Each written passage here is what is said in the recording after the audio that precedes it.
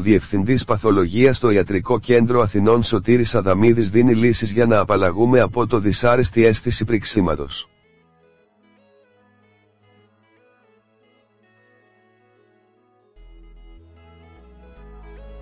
Η κατακράτηση υγρών που ταλαιπωρεί το 90% των γυναικών ανεξαρτήτως ηλικίας προκαλεί αύξηση του βάρους μας.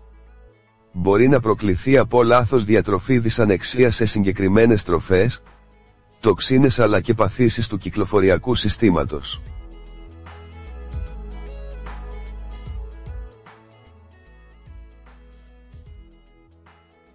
Ο Διευθυντής Παθολογίας στο Ιατρικό Κέντρο Αθηνών Σωτήρης Αδαμίδης και δίνουν λύσεις για να απαλλαγούμε από το δυσάρεστη αίσθηση πριξίματος.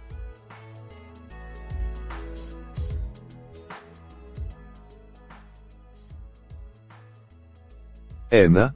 Μειώστε την πρόσληψη αλατιού.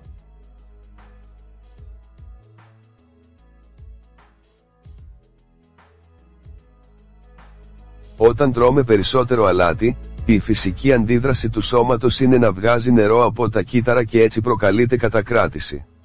Αποφύγετε επεξεργασμένες τροφές, κονσέρβες, τσιπς και πατάχλαδα.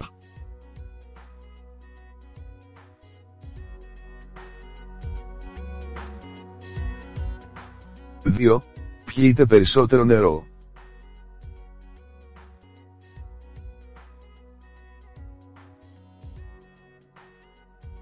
8 στου 10 ποτήρια ημέρα. Μπορεί να ακούγεται παράξενο, αλλά εάν ο οργανισμός έχει σωστή ενυδάτωση ελαττώνεται η κατακράτηση γιατί αποβάλλουμε περισσότερο αλάτι από το σώμα μας.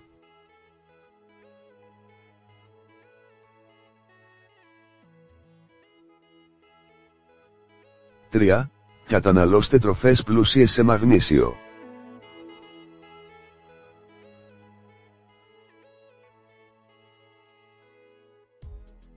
Π.χ. μαύρη σοκολάτα, σκούρα, πράσινα λαχανικά, δημητριακά ολικής άλεσης και ξηρούς καρπούς.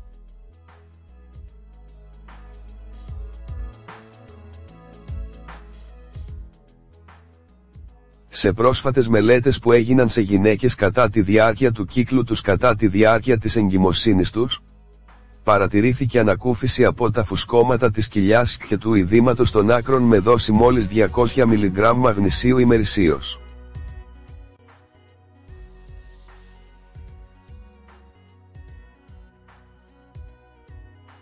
4. Τρώτε γιαούρτι.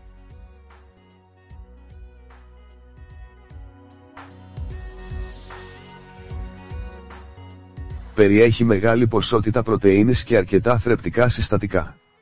Συχνά πίσω από την κατακράτηση κρύβεται η έλλειψη πρωτεΐνης. Το γάλα, το τυρί cottage και το ψάρι βοηθούν επίσης αποτελεσματικά στην αποσυμφόρηση του ειδήματος.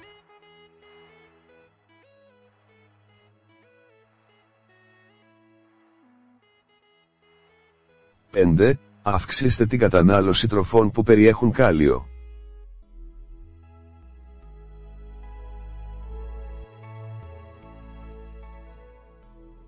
Μια ακόμη από τις αιτίες της κατακράτησης είναι η έλλειψη του από τον οργανισμό μας. Χωρίς το κάλιο η ρύθμιση του αλατιού, νατρίο, είναι αδύνατη. Η ανεπάρκεια του οδηγεί σε πρίξιμο και αύξηση του σωματικού βάρους.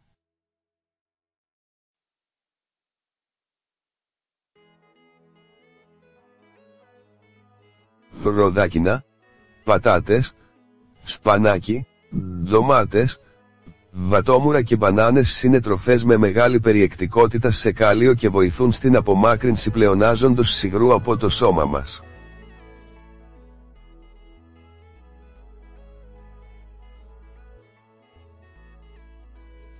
6. Γυμναστείτε.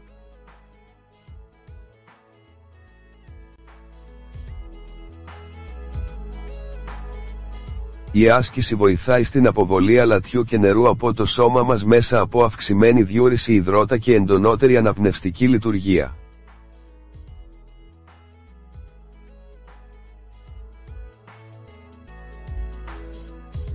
Μπορούμε να αυξήσουμε το νερό μέσα στα κύτταρά μας που είναι καλό και για την υγεία μας με την γυμναστική, η οποία αυξάνει το μέγεθος των μυϊκών κυττάρων και αυτά με τη σειρά τους διψούν για νερό για την απαραίτητη λειτουργία τους.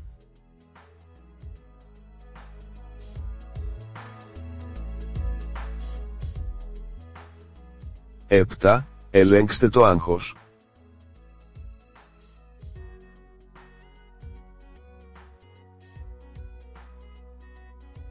Το χρόνιο στρες αυξάνει τα επίπεδα κορτιζόνης, η οποία επηρεάζει ευθέως την κατακράτηση, όπως ακριβώς συμβαίνει όταν κάποιος παίρνει κορτιζόνη για θεραπευτικούς λόγους.